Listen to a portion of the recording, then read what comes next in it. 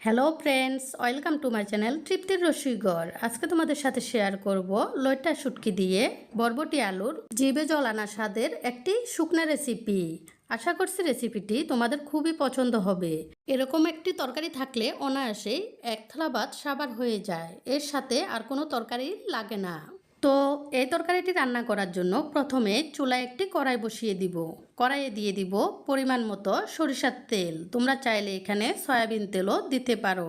আর তেল গরম হলে এখানে বড় সাইজের 2টি পেঁয়াজ এভাবে কুচি করে দিয়ে দিব। এখন এগুলোকে আমি নেড়ে নেড়ে ভাজবো। কিছুক্ষণ ভাজার পর পেঁয়াজগুলো যখন লাল লাল হয়ে যাবে, এখানে আমি দিয়ে দিব লইট্টা শুটকিগুলো। এই লইট্টা শুটকিগুলো আমি একটু লম্বা করে কেটে ফুটন্ত গরম জলে কিছুক্ষণ ভিজিয়ে রেখে এরপর ভালোভাবে ধুয়ে এখানে দিয়ে দিয়েছি। এতে করে শুটকিতে যে আষ্টে গন্ধ থাকে সেটা চলে যাবে আর শুটকিগুলো নরম নরম হয়ে যাবে। এরপর এখানে আমি দিয়ে দিব পরিমাণ মতো লবণ এবং হলুদের গুঁড়ি।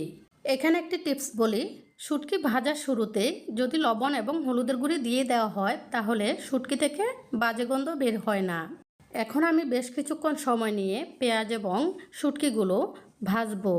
এতে করে শুটকির যে বাজে গন্ধ সেটি যে শুটকির একটি সুগন্ধ বের হবে। এখানে বলে রাখি, তোমরা যারা আমার চ্যানেলে নতুন, ঘরোয়া সকল ধরনের রান্নার রেসিপি পেতে আমার চ্যানেলটি সাবস্ক্রাইব করে দেওয়ার অনুরোধ রইল। আর যারা আগে থেকেই সাবস্ক্রাইব করে রেখেছো তাদেরকে অসংখ্য ধন্যবাদ। এ পর্যায়ে শুটকি আর পেঁয়াজগুলো ভাজতে ভাজতে লাল হয়ে গেলে এখানে আমি দিয়ে দিব 6টি কাঁচামরিচ ফালি করে। আর দিয়ে দিব বেশ কিছুটা মরিচের গুঁড়া। আর এগুলোকে কষানোর জন্য অল্প করে জল দিয়ে দিব।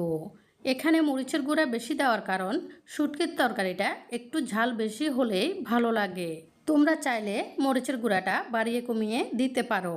এখন আমি এগুলোকে কিছুক্ষণ সময় নিয়ে কষাবো। এই কষানোর উপরেই তরকারির স্বাদটা অনেকটাই নির্ভর করে। আর এভাবে কষালে শুটকির আসল স্মেলটা বের হবে। সত্যি কথা বলতে ঠিকভাবে রান্না করতে না পারার জন্য অনেকেই শুটকির তরকারিটা খেতে পারে না। আমি এখানে যেভাবে রান্না করেছি এভাবে প্রতিটি টিপস ফলো করে রান্না করলে আশা করি এ তরকারিটির প্রেমে পড়ে যাবেন। তো কষাতে কষাতে যখন এরকম লাল লাল হয়ে যাবে এ পর্যায়ে এখানে আমি একটু মোটা করে কেটে রাখা আলু দিয়ে দিব। আর দিয়ে দিব কেটে রাখা হাফ কেজি পরিমাণ বরবটি। এখন এগুলোকে ভালোভাবে নেড়ে চেড়ে মিশিয়ে দিব। মেশানোর পর এগুলোকে অল্প কিছুক্ষণ কষাবো।